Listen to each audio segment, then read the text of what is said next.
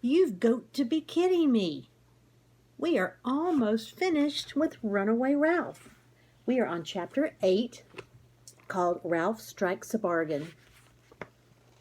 Lana was the one who discovered that Ralph was missing. The morning after Ralph's escape, she came running ahead of Aunt Jill to the craft shop. She stopped short when she looked through the screen door and saw the litter of nails, seeds, and plastic strewn about the work table and on the floor. Aunt Jill, she shrieked, even though Aunt Jill was directly behind her. Burglars have been in here and somebody stole Garf's mouse. Ralph crouched out of sight behind a fluff of dust in the angle where the brace joined the studding. He heard campers coming. "Garf, Garf," called Lana. "Your mouse is gone. Somebody stole your mouse." "Hey, look at this mess," said Pete. "The mouse cage is all bent up," observed Garf. "A thief wouldn't have bent the cage to open it." "First a watch, now a mouse," said another camper. "A thief in our midst," cried Lana, eager for excitement and mystery. "All right, boys and girls, let's pick up the nails and seeds and roll up the plastic." Aunt Jill's voice was calm. This crisis was not the first she had met at Happy Acres, nor would it be the last. Then Ralph heard Garth's voice saying, "Look at that hole in the screen door. It's big enough for a cat to squeeze through." "Good thinking, Garth," said Ralph to himself. He had picked up this phrase from many school teachers who had stayed at the Mountain View Inn while on that summer vacations. "I'll bet Catso got my mouse," said Garth, adding sadly, "and he was such a good mouse, too." Ralph could not help being pleased by this compliment and a little sad, too. Of course he was a good mouse. Here is a picture of Ralph hiding up in the little crook, listening to everything that was going on. See him?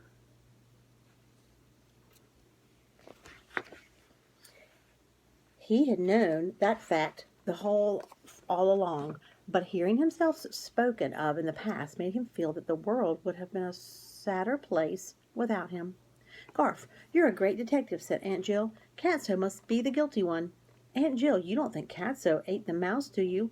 Lana was awed by the enormity of such a crime. "I hope not, for Garth's sake," said Aunt Jill. "What about my sake?" thought Ralph indignantly. "We'd better look around," said Aunt Jill. "Perhaps the mouse is hiding someplace." Instantly a mouse hunt was organized. Butterfly nets were seized, jars and boxes moved, craft materials were lifted up. "Here, Mousie, Mousie," called Lana. "Here, Mousie, Mousie." "As if I would come running through," thought Ralph, huddled behind a dusty cobweb in the dark shadows. "I guess he's gone," said Garf at last. "The first and probably the last mouse I'll ever have." "Garf, I'm putting you in charge of repairing the hole," said Aunt Jill. "Get a piece of screen and some wire from Uncle Steve, and we'll make sure Catso won't come in here again. We wouldn't want him to annoy Chum." At that point, the fur along Ralph's spine began to tingle. "There's Catso now," cried Lana. Ralph felt the slam of the screen door jar the building as Lana ran out. "Bad cat, Catso, bad cat," he heard her shout. The scolding did Ralph's heart some good. Later that morning, after his writing lesson, Garf returned with a piece of screen and some wire to repair the hole. His work was frequently interrupted as campers left the craft shop and drifted off to other activities. When Aunt Jill left, Ralph came down from his hiding place in a series of leaps. Through the screen door he watched Garf sitting on the step, weaving the wire patch to the screen with a piece of thin wire. Before he said, "Say, Garf, how about my motorcycle?" Startled, Garf looked up from his work. "You're alive?" His obvious pleasure was most gratifying to Ralph. "I thought Catso got you." "How come you believed Catso got me when you wouldn't believe Catso stole the watch?" demanded Ralph. "I can run and jump, you know, and a watch can't." "It just isn't logical for a cat to steal a watch," Garf insisted. "If I show you where the watch is, will you believe me?" asked Ralph. With a look of interest, Garf sat back on his heels. However, he said, "I don't want to have anything to do with that watch. I don't want to be seen near it, or people will start saying I took it again. Most everyone's forgotten about it, and I want to keep it that way." "You don't have to go near it," said Ralph. "Just watch me." Flattening himself, he squeezed under the screen door, jumped down the steps, and ran out of the bamboo leaves. Suddenly, all bamboo leaves looked alike. Which leaf was hiding the watch, he thought. Ralph did not know. He looked under one leaf and then the next. He heard Garf mutter, "Huh," and returned to his work. Over by one of the lodges, Lana shouted, "Bad cat, bad cat." Ralph pushed some leaves aside and crawled under others. Where was that watch, anyway? There was no telling how many leaves had fallen since Catso had dropped the watch. Ralph crawled deeper and deeper into the leaves and was finally rewarded by the touch of metal against his paw. Next, Ralph grasped the buckle on the leather strap and tugged. The watch was heavier than he had expected, but it slid across the smooth inside surface of the leaf. Ralph waded up through the leaves, pulling with all his strength, and at last emerged, dragging the watch behind him. "See," he said, "I told you I knew where it was." "Well, what do you know?" Garth sat down on the step to the craft shop. "You really did. How did that watch get in there?" "I told you," said Ralph impatiently. "Catso picked it up in his mouth, carried it out here, batted it around a while, and finally dropped it where it slid under a leaf." "You know, I believe you're telling the truth," said Garth with a wonder in his voice. "Of course I'm telling the truth." Ralph was indignant. "But what good does it do me?" asked Garth. "You know I can't return it, and if I said Catso stole it, people would laugh." This moment was the one Ralph had been waiting for. First, he pulled some bamboo leaves over the watch to hide it before he faced Garth. "All right, let's talk business," he said. "I return the watch and clear your name, and you give me back my motorcycle." From the trampoline, Ralph heard Lana say as she bounced, "Bad dog, Sam. You're supposed to be a watchdog." She stopped bouncing and began to scold Sam. "You're a watchdog. Why didn't you watch what Catso was doing? Why did you let Catso get that poor little mouse?" Garth thought a while before he said, "Why do you want the motorcycle? The ground is pretty uneven around here." "Why do you want it?" countered Ralph. "You're too big to ride it. It's a mouse-sized, not boy-sized." "I want it because I like to think about motorcycles," said Garth. "I pushed it back and forth and think about riding a motorcycle when I grow up." "I want to ride it," said Ralph, "now. Back to the Mountain View Inn. I want to go home."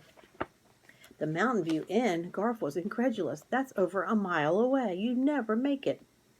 Ralph recalled the long and thrilling downhill ride.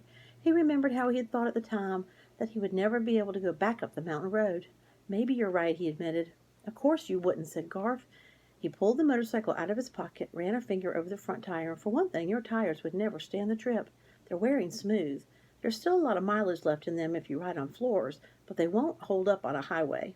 Oh, Ralph had not considered the possibility of his tires wearing out. "And another thing," said Garth, "you'll probably get laryngitis from making a motorcycle noise before you were halfway there." Ralph was utterly dejected. "I suppose you're right." Bad Sam," scolded Lana from the trampoline. Ralph ducked under a leaf while some campers walked past. "What am I going to do?" he asked pitifully as he emerged. "I can't stay here with the cats. I'm a hotel mouse. I'm not used to living on weed seeds out in the cold. When winter comes, I'll probably die if the cats don't get me first.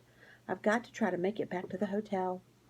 "You should have thought about things like that before you ran away," chided Garth.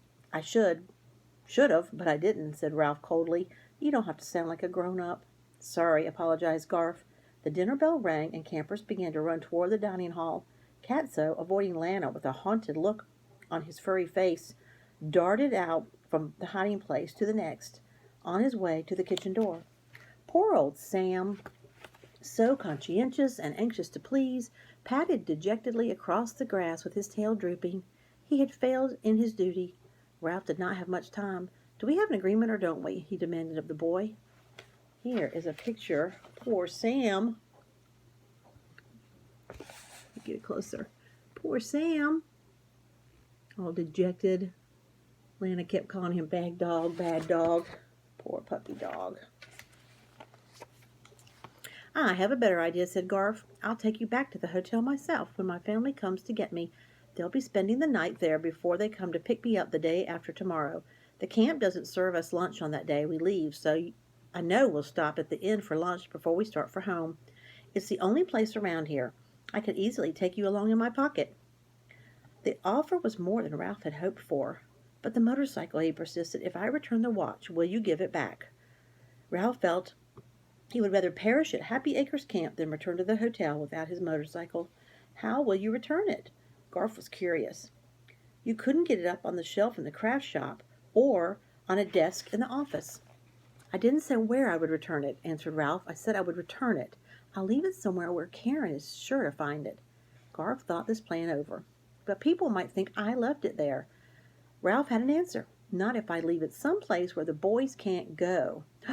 "You mean the girls' bathroom?" asked Garth, visibly impressed by Ralph's idea. "Maybe," said Ralph carelessly, "or Karen's lodge." or the girls' dressing room by the swimming pool. You better make up your mind, or you'll be late for lunch." "It's a deal," said Garth suddenly. "You return the watch by tomorrow, and I'll give you back your motorcycle. The next day I'll take you to the inn, but remember, no watch, no motorcycle." "It's a deal," agreed Ralph. "And you might throw in a peanut butter and jelly sandwich for my dinner." "Would you care to shake on that?" asked Garth. Ralph extended his paw, which Garth took gently between his thumb and forefinger. They shook. "I'll meet you by the bamboo tomorrow morning after breakfast," said Garth, and he ran off to the dining hall. "If you're not there, I'll come back later." "I hope I'll be there," thought Ralph, who knew that a night of peril lay ahead of him. A peanut butter and jelly sandwich would help to give him strength and courage. Over in the dining hall, the campers began to sing. "You can't get to heaven on roller skates, 'cause you roll right past those pearly gates. You can't get to heaven with a nickel in your jeans, 'cause the Lord don't allow no slot machines." All right, we have our last chapter coming up, chapter 9. Stay tuned.